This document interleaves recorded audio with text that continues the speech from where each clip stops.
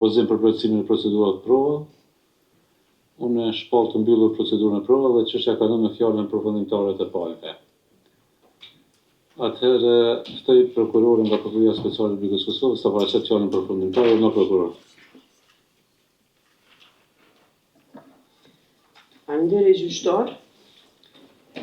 Për shkak të ekonomizimit kam bërë përpjekje që fjalën time përfundimtare ta dorëzoj me shkrim, ndërkaq do ta elaboroj shkurtimisht për shkak të opinionit, nga një kopje u dorëzohet palëve dhe gjykatës.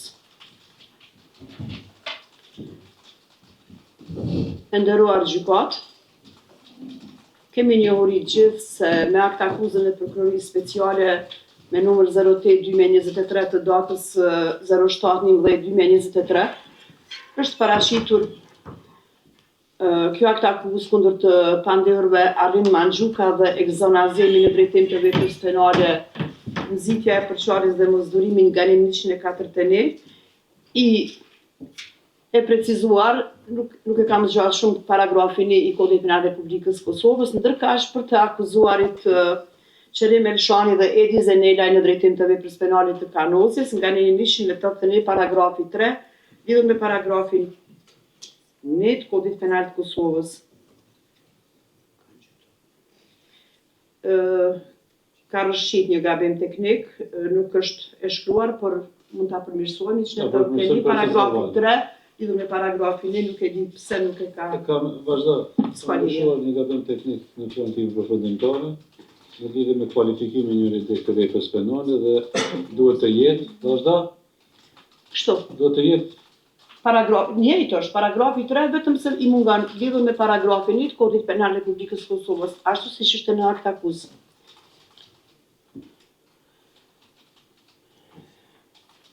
Nga shqyrtimi gjyqësor dhe përfundimi i tij, prokuroria konsideron se gjendja faktike e përshkruar në akt akuzë për gjithë të akuzuarit, ashtu siç është përshkruar, është vërtetuar në mënyrë të plotë dhe të qartë, e po ashtu dhe bindse.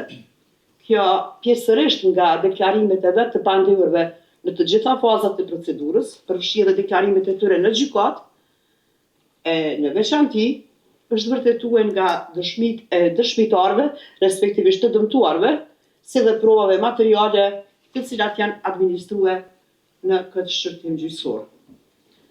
Shkurtimisht do të filloj kështu.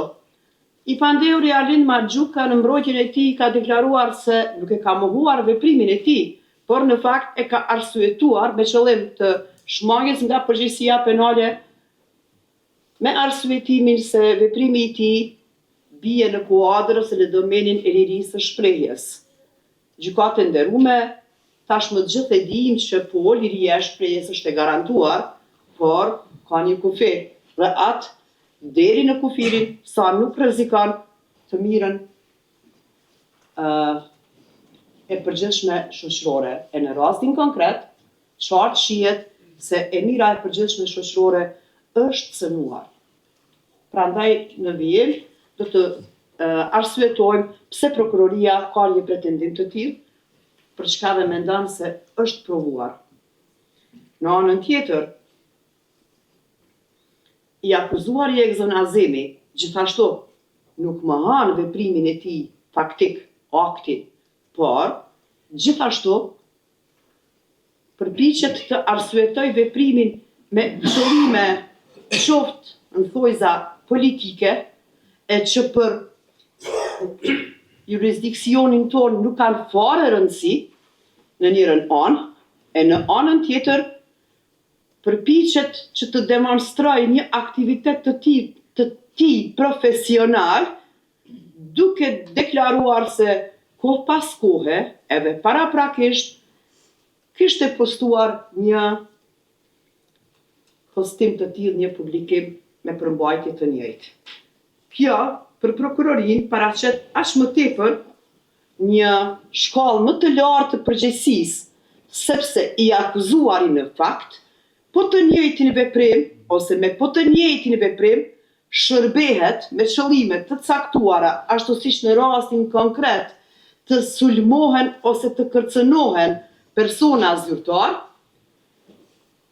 sipas nevojave, që do të thotë se veprimi i tij në këtë rast përdoret me po të njëjtën përmbajtje, me po të njëjtin shkrim, ashtu siç i përgjigjet nevojave të një momenti të caktuar shoqëror në shtetin tonë. Dua të potencoj se gjithë jemi në dijeni që tani më, në këtë shekull që jetojmë, platforma sociale janë tepër aktive dhe se deshëm ose s'deshëm, që gjithë pothuajse kemi qasje në to.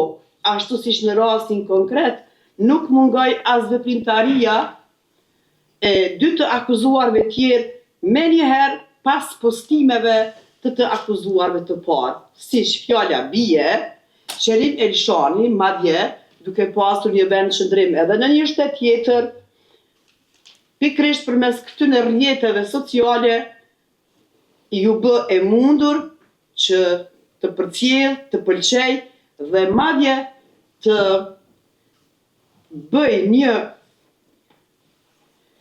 publikim me shprehje vulgare që rënd cënojnë integritetin e qytetarëve tanë në përgjithësi e në veçanti të dëmtuarve konkret, personave zyrtar, Afrim Shefkiu dhe Mentor Bajraktari. Gjithë të pandehurit në fakt janë mbrojtur me arsyetimin se në momentin kur postuan, nuk i njihnin për këta persona zyrtar, gjë që nuk është fare e rëndësishme. Për këtë ka deklaruar edhe i pandehuri Edi Zenelaj, që edhe ky në fakt pranon veprimin e vet, vendosjen e grafitit e tjera, por që për prokurorin kjo qartë vërteton faktin që pavarësisht që nuk kishin ndonjë marrëveshje paraprake, prandaj dhe nuk kemi bashkëlyerje, por kemi veprime të ndërlidhura logjike dhe të them në një mënyrë ose tjetrën të sinkronizuara në heshtje, sepse gjitha këto veprime pasuan njëra pas tjetrës dhe shkaktuan pasojë. Do të flasim tani pak a shumë për pasojën. Thash më herët që gjithë deklaruan se nuk i njihnin ata persona zyrtar, dhe se për herë të parë u njoftuan se kush ishin ata me emra dhe mbiemra, por që në fakt gjithë ishin në dijeni që po bëhej fjalë për një vendim gjyqësor. Dhe ishin në dijeni se ai vendim gjyqësor është hartuar, përpiluar nga persona zyrtar dhe fare pak ka rëndësi a do të ishin të dëmtuar fjala bie kolekt ton, ashtu siç njëri nga të akuzuarit u përpoq të vëj lidhje shoqërorizimi mes nesh, sepse ne mund të jemi shok shumë të mirë, por në fakt gjithë jemi kolegë dhe në momenti kur mbeshemi me petkun e personit zyrtar, hiç nuk ka rëndësi kjo, kanë kryer detyrë zyrtare dhe ky sinkronizim i veprimeve realisht në një mënyrë të drejtë për drejtë ose të tërthartë ka qenë e drejtuar në lëndim të institucioneve prej nga kanë ardhur të dëmtuarit në përgjithësi e në veçanti. Qëllimi final i veprimeve të akuzuarve ishte pikërisht shqetësimi, kërcënimi apo kanosja e drejtë për drejtë në ta si persona zyrtar dhe familjarët e tyre. Ashtu siç të dëmtuarit edhe në deklaratat e tyre në procedurën hetimore, por edhe gjatë këtij shqyrtimi gjyqësor, qartë, me kujdes të plot, pa të ndëshmuar se po këto postime ishin shqetësuese jo vetëm për ta, por edhe për familjarët e tyre. Madje i dëmtuari Mentor Bajraktari, por në po këtë shqyrtim gjyqësor, pa t'i deklaruar se për këto postime pikërisht mësojnë nga familjarët e tij të shumë të shqetësuar për këto postime, duke i ofruar ndihmën, gjë që tregon se ata me që kish rastis të binin në kontakt me këto postime, veç ishin duke e përjetuar shqetësimin po të njëjtin shqetësim e kishin transmetuar edhe të vetë i dëmtuari. Në njërën anë. Në anën tjetër, të jemi të qartë. Personat zyrtar vërtet janë të kujdesshëm dhe të gatshëm të nënshtrohen presioneve publike, por jo të gatshëm të linçohen deri në atë shkallë, sa do të dëmtohen edhe familjarët e tyre në njërën anë, por edhe imazhi i tyre gjatë veprimtarisë së tyre të mëtejme. Gjë që në rastin konkret ka ndodhur, sepse që të dy të dëmtuarit, duke e anashkaluar pak a shumë vetveten dhe familjarët e tyre, thjesht kanë shprehë shqetësim në raport me imazhin e tyre gjatë punës dhe karrierës së tyre. Prandaj, këto veprime paraqesin një kërcënim serioz, jo vetëm drejt për drejt në këta persona zyrtar, por në institucionet tona që nxjerrin dhe marrin vendime pavarësisht se të tjerët mund t'i konsiderojnë të drejta apo jo të drejta. Prandaj hierarkia prokuroriale dhe gjyqësore ka organet e veta të cilat kujdesen për rregullsinë dhe lishmërinë e akteve tona, por jo rrjetet sociale që e kaplojnë një numër të madh të qytetarëve, thjesht kemi një vërshim nga ana e tyre. Dua të shtoj këtë.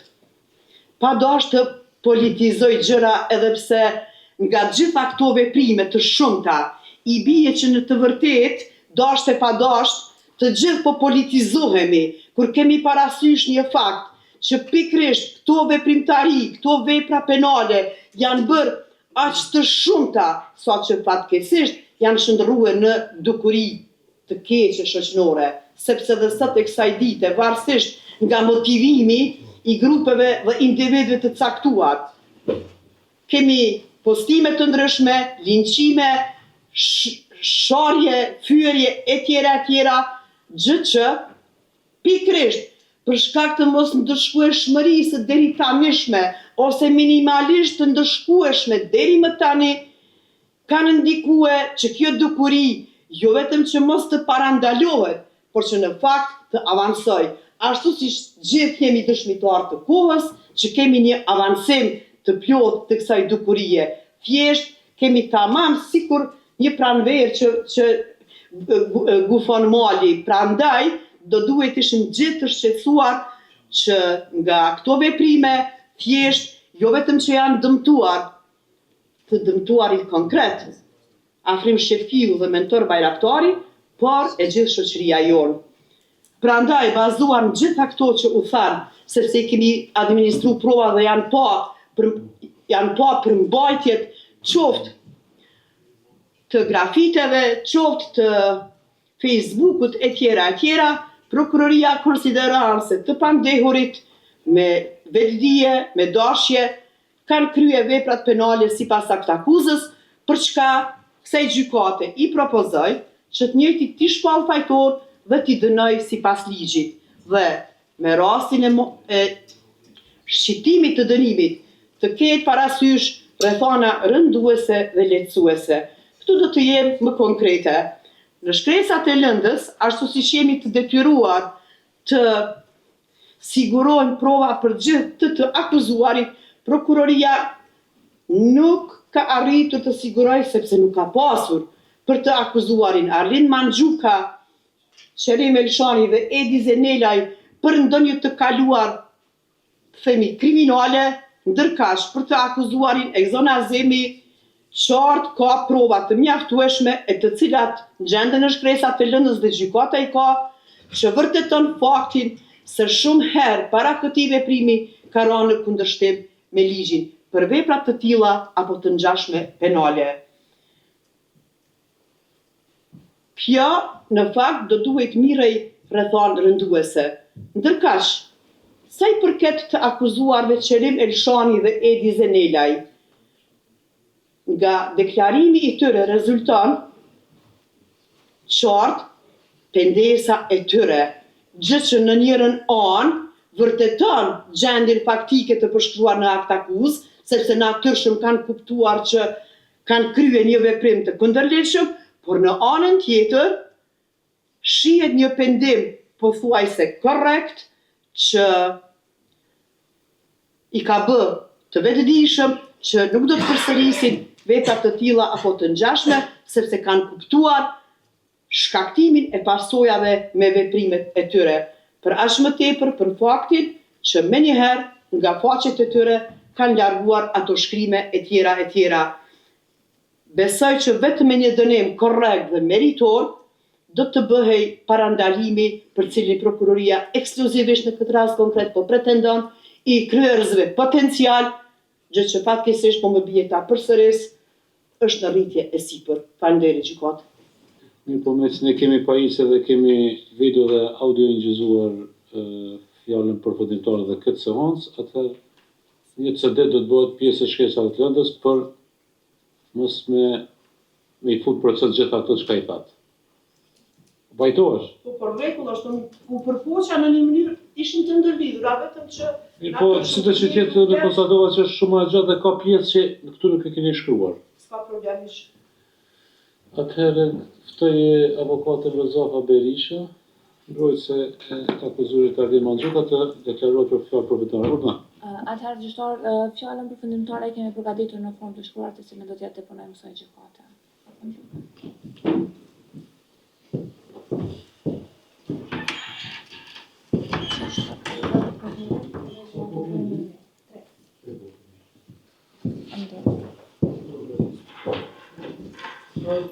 Do ta elaborosh, apo? Kur je për proces ose nëse jo? Nuk po besoj që ka nevojë, keni të shkruar me gjithçka. Nuk është e tashyshme, është zgjedhja juaj, faleminderit. Arlend? A ke me shtu diçka? Ngritesh goma, Arlend. Jo, besoj që janë thonë gjitha nga avokatët. Nuk kanë shtatë ashtë. Qa politizojmë si politikë. Mirë, faleminderit. Ftoj avokatën Teut Xhema, mbrojtëse e të akuzuarit tek zona e zemrit, të paraqet fjalën përfundimtare, urdhna. I nderuar kryetar, të nderuar anëtar, i nderuar gjithë të pranishëm, mbrojtja e të akuzuarit Ekzem Azemi ka paraqitur fjalën përfundimtare më shkrim, ku në mënyrë të detajuar ka paraqitur çdo kundërshtim lidhur me këtë akuzë. Mi po në pika shkurta, duke mos marrë kohë tepër, do të elaborojmë. Fillimisht, ne besojmë fuqishëm se kjo akt akuzë... Jo, janë që numërave... Patjetër. Fillimisht, akt akuza e ngritur nga prokuroria speciale patjetër që dëshmon se në këtë rast penal nuk kemi të bëjmë me kryerje të veprës penale dhe nuk kemi të bëjmë me prova për të cilën prokuroria gjithmonë ka potencuar në këtë proces. Dhe po ashtu, kjo vërteton edhe vetë fakti se pas kundërshtimit të mbrojtjes në seancën e datës 21/11/2024, e njëjta prokurori e ka korrigjuar vetveten duke bërë kualifikimin e veprës penale dhe atë është bërë kualifikimi nga neni 1/4 paragrafi 2 që lidhet me paragrafin e, ka lënë vetëm neni 1/4 paragrafin e, që dëshmon se gjatë këtij procesit fakt që gjoja ka prezantuar disa prova, mirë po nuk mund të konsiderohen prova as ligjërisht, as juridikisht raportet informuese, sepse në raportet informuese veç është një indicia për zhvillim të hetimeve. Po ashtu gjatë kësaj procedure vlen të theksohet se vetë ricilësimi juridik i veprës për të cilën është fokusuar prokuroria speciale, neni 1/4 paragrafin e, ku thuhet ato se kemi indicia për grupet që ka të bëjë të etnitetit fetar, pastaj orientimet seksual, si dhe grupeve të tjera që në rastin konkret nuk kemi të bëjmë as pak me grupe, sepse të dëmtuarit janë individ dhe nuk i përkasen i dëmtuari, i pretenduar, i prokurorisë speciale Afrim Shefkiu dhe Mentor Bayraktari nuk janë as të një grupit racor, fetar, etnik, që patjetër është kundërshtim me dispozitiven e këtij aktakuze. Dhe vlen të theksohet se po të njëjtit dëshmitar të pretenduar nga Prokuroria Speciale, as në polici, as në prokurori dhe as para kësaj gjykate në këtë sallë nuk ka involvuar klientin tim Egzon Azemin, ku për të njëjtin fare nuk është deklaruar dhe kjo dëshmon që nuk ka të bëjmë akuza për klientin tim. Sa i përket citimit dhe postimit me datën 28/12/2023, është fakt se klienti im, si çdo qytetar i Republikës së Kosovës, ka cituar një thënie të një herojit siç është Avni Rostemi. Dhe theksojmë se kemi vetëm një citim, që do të thotë se në gjitha fazat procedura dhe në gjitha provat që është prezentu, citimi i klientit tim nuk ka lidhje kauzale me objektin e akuzës dhe nuk ka lidhje kauzale me të dëmtuarit thojza nga ana e Prokurorisë Speciale, që mundohet në mungesë të provave të ngarkon klientin tim se gjëja ka kryer ndonjë vepër penale. Dhe se nuk ka kryer vepër penale, këtë e dëshmon se i njëjti qytetar i Republikës së Kosovës, po të njëjtën thënie, po të njëjtin citim, për të njëjtin hero e ka postuar në rrjetin e tij social në vitin 2018 dhe atëherë prokuroria nuk e ka ngritur si çështja, po nuk ka bërë aktakuzë. Po ashtu disa herë e ka postuar po në të njëjtë thënie lidhur me heroin Rustem Avni Rostemi dhe po në këto raste prokuroria nuk e ka ngritur si çështje apo shqetësim dhe rrezikim. Theksojmë se edhe në raportet informuese si në mungesë të provave i ka prezentuar Prokuroria Speciale me qëllim që të arsyeton ngritjen e kësaj aktakuze, asnjë lidhje kauzale s'ka me objektin e akuzës. Njëkohësisht edhe CD-ja si prove administruar në këtë proces fare nuk ka të bëjmë me klientin tim dhe kemi të bëjmë me palë të reta që nuk janë as objekt i akuzës dhe as nuk janë në pjesë e shqyrtimit. Andaj konsiderojmë se çdo pretendim i Prokurorisë Speciale në mungesë të provave është munduar që ta ngarkojë klientin tim me qëllim të dëmtimit pa bazë. Andaj mbrojtja qëndron mbi çdo kundërshtim të provave të aktakuzës, mbi çdo deklarim që ka dhënë në këtë seancë, po ashtu mbi çdo vërejtje, po ashtu në çdo propozim, si dhe i nderuar kryetar dhe anëtar të trupit gjykues, pas gjitha këtyre seancave dhe dëshmive të cilat janë paraqitur, është vërtetuar pafalësia e të mbrojturit tim Egzon Azemi nga Prishtina, nga i cila nga si mbrojtje kërkojnë nga jo që i njëjti të lirohet nga akuza në mungesë të provave materiale dhe formale. Avokate mund të mos sjellësh një kopje të fjalës përfundimtare. Faleminderit. Ska për prokurorinë pasi një kopje mirë. Atër faleminderit. Ky gjykim është i padrejtë, ky është një gjykim politik. Prokuroria Speciale me çdo kusht po provon të përndjek, të dënoj e të burgos çdo zë kritik. Mundem mi dërgoj me email mandej, po. Po. Po shënojmë. Po akuzohemi ne për nxitje të rrjetjes, sepse kritikuam lirimin e terroristit Dejan Pantić. Po akuzohemi ne, pasi që e njëjta prokurori tërhoqi fletarrestin për Radoj Qishin.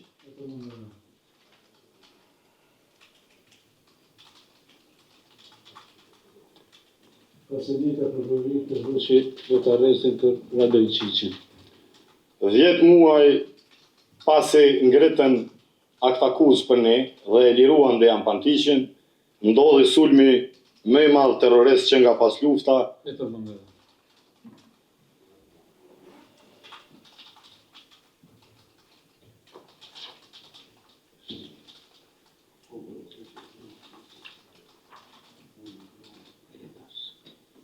sulm terrorist në cilin humbi jetën heroja Afrim Bunjaku.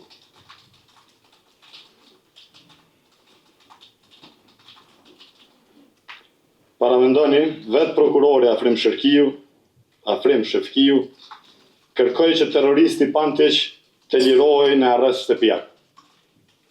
Pra, kërkoj prokurori i tij, jo avokati i tij. Kërkoj personi i cili ishte i thirrur që ta mbante në burg. Cili ishte thirrur që ta mbajë në burg. Dhe po e përsëris, vetëm 10 muaj pas të lirimi, ndodhi sulmi më brutal ndaj institucioneve dhe Republikës së Kosovës.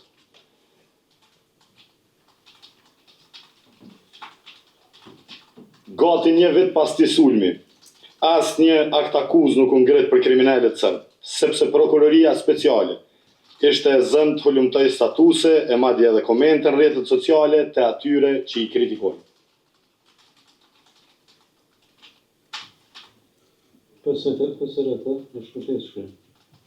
Ishte e zënë që të hulumtoj statuse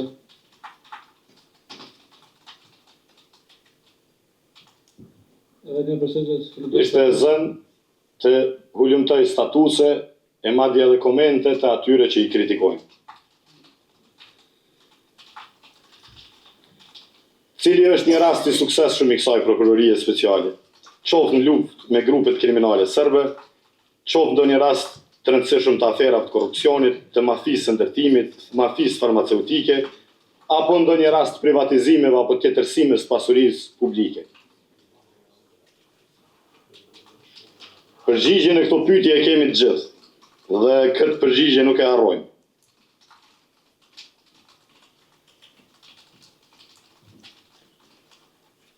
Kur krimi dhe drejtësia bëjnë aleancë, të akuzuarit nuk mund të jenë tjerë, përveç atyre që akuzojnë këtë sistem të kalbër.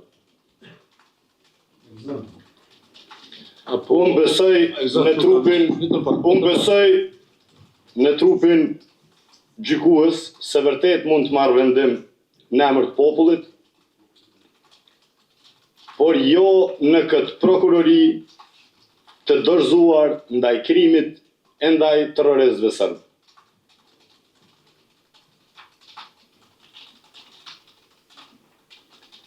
Unë besoj se ka njerëz të ndershëm në çdo institucion dhe ata duhet ta thonë fjalën e tyre e të shkapen nga shantazhet e presionet e grupeve kriminale.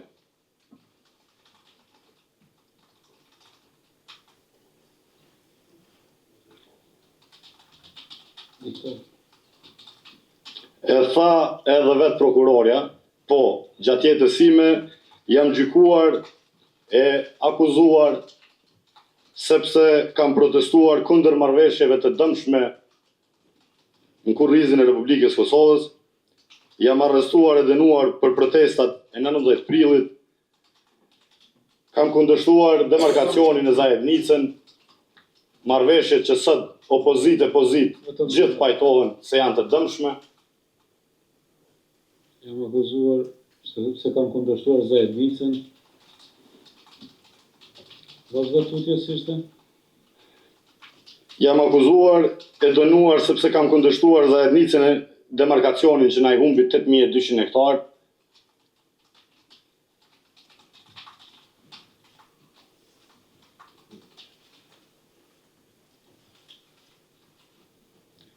E për Zajednicën që sot të gjithë pajtohen se është një marrëveshje e dëmshme. Eksam. Unë më do të me të ndalu, me të orientu pak, lidhë pak me objektin e akuzës, të e tha. E gjitha kjo është objekti i akuzës, e gjithë kjo është objekti i akuzës, u lidhë dhe me malet dhe me pranverën prokurorja. Kjo për dënime tua ishte në rregull, po pastaj... Nëse ishte në rregull, mi dëgjua dhe vargjet poetike, prokurorës të lutem lem me përfundu fjalën përfundimtare, pasi që unë besoj që është një akuzë politike. Ta kesh kohën e mjaftueshme që ta japësh fjalën tënde përfundimtare, po ti po bindesh me tonalitetin edhe me ndal me diktu pak më ngadalë. po ke frikë se po të hup kontekstin, po kuptoj.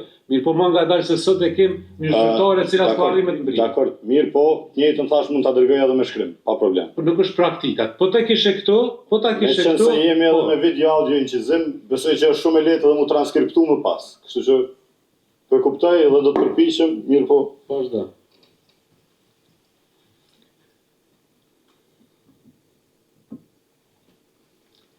Ne po akuzohemi pse folëm se u lirua Pantić, ndërkohë në Serbi sot gjykohen vetëm ata që e njohin shtetin e Kosovës, ata që bashkëpunojnë me institucionet tona, dhe çuditërisht ngjashëm po shërbejnë edhe prokuroria speciale që liron terroristët e akuzon aktivistët. Prandaj normalisht se duhet pyesim vallë për kë punon kjo prokurori. Që liron Pantiqja e Radojqiqa dhe kaq e zellshme tregohet ndaj nesh.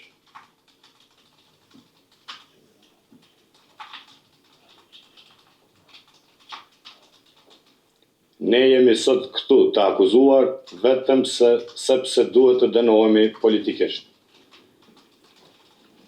Por asnjë dënim nuk na ndal të themi të vërtetën, kritikën dhe qëndrimet tona në mbrojtje të interesave të Republikës.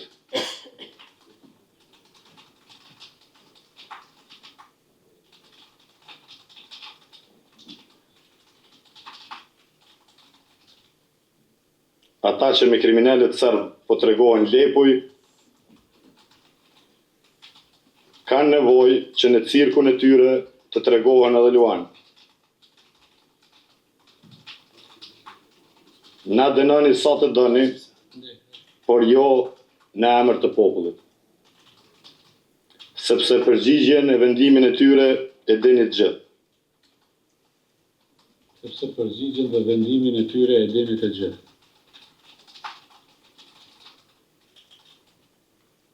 Na dënoni sa të doni, por nuk do të heshtim kurrë në shpërfaqjen e atyre që nënshtrohen ndaj Serbisë. Afrim Shefkiu po na akuzon sepse kundërshtuam lirimin e terroristëve serb.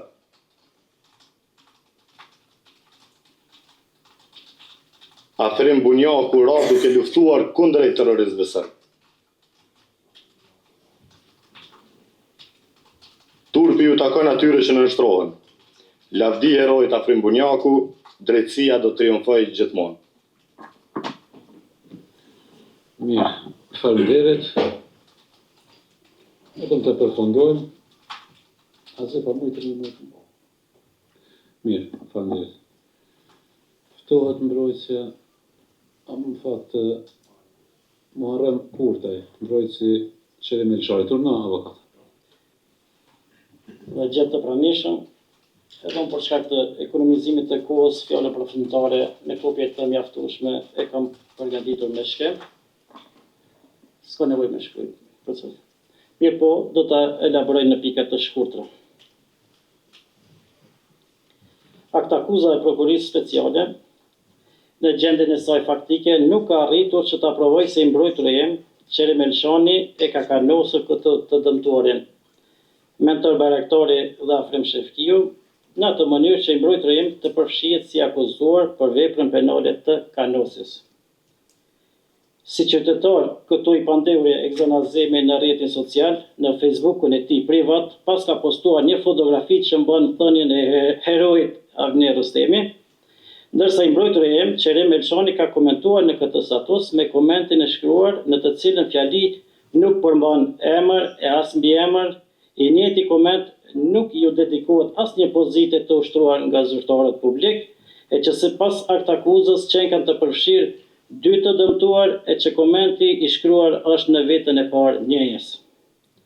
Në cilësinë e zyrtarëve publik, më datë 28/12/2022 janë marrë dhjetra e qindra vendime, duke filluar nga gjyqësori, ekzekutivi e legislativi, dhe po të thjeshtësohet materialisht si në këtë aktakuz, i bie se të gjithë do të ndihen të kërcënuar për vendimarrje. ku dihet mirëfilli se një vendim jo domosdoshmërisht është i pritshëm për palët apo qytetarët e qenjeti edhe ankimohet. Komenti i të mbrojtërit tim është në normën ligjore të lirisë së shprehjes e parapar me Kushtetutën e Republikës së Kosovës, gjithsesi në nenin 40. Po ashtu, në lirinë e shprehjes e normuar edhe me akte ndërkombëtare dhe ato në nenin 10 të Konventës Evropiane për të drejtat e njeriut, si dhe në nenin 19 të Deklaratës Universale për të drejtat e njeriut, ku përcaktohet se çdo njeri ka të drejtën e lirisë së opinionit dhe të shprehjes. Mbrojtja, lidhur me propozimin e aktgjykimit lirus për të pandehur Qerim Elshani, e mbështet në praktikën gjyqësore të Gjykatës Evropiane për të drejtat e njeriut në pajtim me nenin 53 të Republikës së Kosovës, ku qartë është e normuar se janë obligative sipas nenit 52 të Kushtetutës që të njëjtat të hinë në funksion. Kjo gjykatë është obliguar që të interpretojë të drejtat dhe liritë themelore të garantuara me Kushtetutë e në harmoni me vendimet e Gjykatës Evropiane të drejtave të njeriut e paraparë në nenin 53 të Kushtetutës së Republikës së Kosovës. Në këtë drejtim, Gjykata Evropiane të drejtave të njeriut ka theksuar se, citojmë, liria e shprehjes përbën një nga themelët kryesore të një shoqërie demokratike dhe një nga kushtet bazë për përparimin dhe përmbushjen vetjake të çdo individi. Në parashtresën e shkruar me shkrim në fjalë përfundimtare, i keni të shkruara edhe referencat dhe rastet që i ka zgjidhur kjo gjykatë. Nderuar trojkues, kryetar, lejoni që kjo fjali të hyjë në proces, nga se nuk është elaboruar. Lidhur me këtë proces gjyqësor, me qenë se seancat kanë qenë publike dhe mediatike, e që në fokus të seancës së djeshme, e datës 03/03/2025, janë bërë disa postime lajmësh e me komente të shumta, e në mesin e tyre komenteve kanë qenë të natyrës hiç më të butë se komentimi i shkruar nga i mbrojturi im. Në ato komente për adresë apo shënjesër kanë pasur edhe gjykatën, prokurorin, por edhe neve si mbrojtës. Por ne si mbrojtës i vlerësojmë se të njëjtat komente kanë bërë vetëm lirinë e shprehjes të garantuar me ligj. Andaj, mbrojtja vlerëson se aktakuza si e tillë është e paqëndrueshme, duke i propozuar trupit gjykues se lidhur me këtë çështje juridike penale ndaj të pandehurit Qerim Elshani të nxjerrë aktgjykim lirus. Faleminderit. Unë të dorëzosh fjalën e shkruar.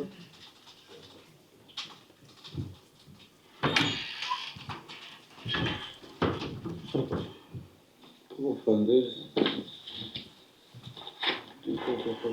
Për plotësisht keni edhe kohën. Tjetër, këtë isha më jo, në rregull, faleminderit, mjafton.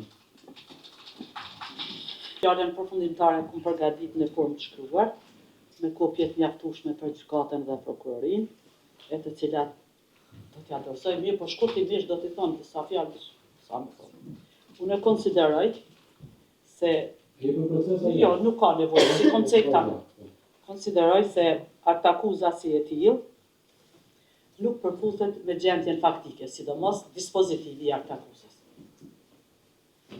Për shkak se nuk i dihet data, ora dhe koha e kryerjes së veprës penale për të cilën akuzohet i pandehuri Edi Zeneli. Po ashtu nuk dihet mënyra e kryerjes së veprës penale, objekti i kryerjes së veprës penale. Vetvete u rrjedh pyetja: ku janë elementet e veprës penale të kanosjes në shprehjen shtylla e turpit. Pa dashur t'i citoj edhe emrat e gjyqtarëve dhe kolegëve.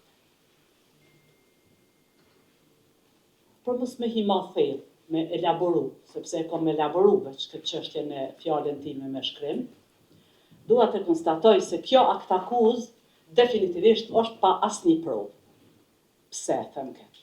Këtu i kemi dy të dëmtuar dëshmitarë.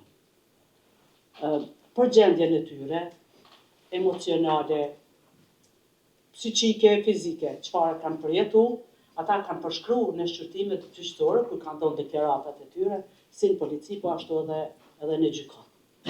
Mirë, po në fund, që të dytë nuk kanë parashtruar kërkesë pasurore juridike për ata, për kanosjen që e kanë përjetu. Sikur ta kishin përjetu atë dëm, aq të madhe, me siguri edhe kërkesë pasurore juridike do të parashtronin se po delë si kontradiktore, sot dame mos parashtro kërkesë. Po, pa marrë parasysh, le të mbetet trupi gjykatës që ta vlerësoj. Pse them që është një aktakuz pa prova? Sepse raportet njoftuse, qoftë policisë apo kujdo tjetër, janë vetëm raporte të cilat njoftojnë një rrethon apo një arsye për çfarë do qoftë për objektin e dispozitivit apo çfarë do tjetër. Mirë po, raportet njoftuse të policisë nuk mund të trajtohen prova materiale. As kallëzimi penal nuk mund të trajtohet provë materiale, po as aktakuza. Spaku, këto e dim për praktike. Na dje i shiquam video inqizimet. Nga video inqizimi parë, ishte një prononcim i kryeministrit, i cili çfaqte një pakënaqësi lidhur me masën që është ndërmarrë për lirimin e Pantiqit. Edhe përfundoj video inqizimi parë. Ndërsa nga video inqizimi dytë, unë ndoshta nuk, se jam edhe me syza, ndoshta nuk e kom vrejt mirë, por në asnjë moment unë nuk mujta mi identifiku ku ishte i mbrojtur im duke ndërmarrë një veprim të kundërligjshëm. Ajo ishte shumë shkurt, aty është një grup njerëzish për të cilët nuk dihej cili çka po bante. U pa grafiti që u shkru, po ishin shumë veta, për që aty në shumë vetave. I vetmi ish e Dizeneli ndaj të cilit u ngrit aktakuza. Sa kom njohuri, unë nuk kom vazhdu me këqyr në gjykat për kundërvajtje. Mirë po, i tërë grupi tjetër ka shku në përgjithësi për kundërvajtje. I vetmi e Dizeneli u gjendë për me ardhë mu përfshin këtë aktakuz të departamentit special. Përsëri mbetet trupi gjykues që ta vlerësoj. Mirë po, prova tjera nuk ka. Video inqizimet janë prova që absolutisht sa nuk vërtetoj. Shifet grafiti, po, grafiti është. Pjesërisht e pranon edhe i mbrojturim që ka qenë prezent. Po, atë më ndërlidh me dispozitivin e aktakuzës shtylla e turpit për gjyqtarin dhe prokurorin, shtylla e turpit, cili është elementi i veprës penale, shtylla e turpit. Mos vazhdojmë atutje, se e kom elaborua dhe në fjalën time, unë e lidhur me këtë çështje, desha t'i propozoj trupit gjykues, që ndaj i Dizenelit të nxjerrë një akgjykim lirues, sepse ky është një djalë i ri, është vitin e 4 të fakultetit elektroteknika, vitin e 4, ka karierën përpara, nuk ka të kaluar kriminale, rrjedh për një familje shumë të mirë, kështu që mos t'ja hupim, siç thot fjala popullore, karierën e në të ardhmen, po të lirohet e mos të mirën me këto gjana, se definitivisht një akuzë e tillë nuk mund të qëndrojë. Faleminderit avokate. Edi, a ke diçka më shumë? A përkrahët që ata bëhet? Përkrahën nuk e pashoj. Mirë, ne sjell edhe kopjet e fjalëve përfundimtare.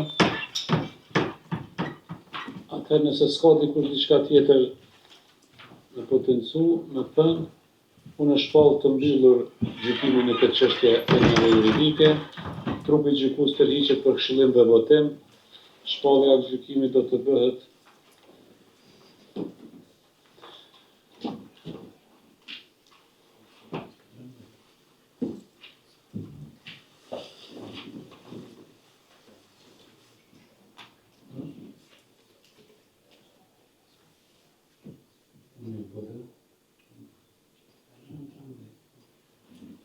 me datë 7 mars prej orës 13. Pjesëmarrja nuk është obliguar për falet. Shimin datën e caktuar.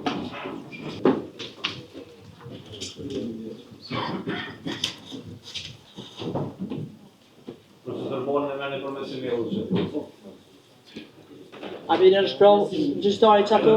Ha? A vjen në shkruaj na thu, ti pres.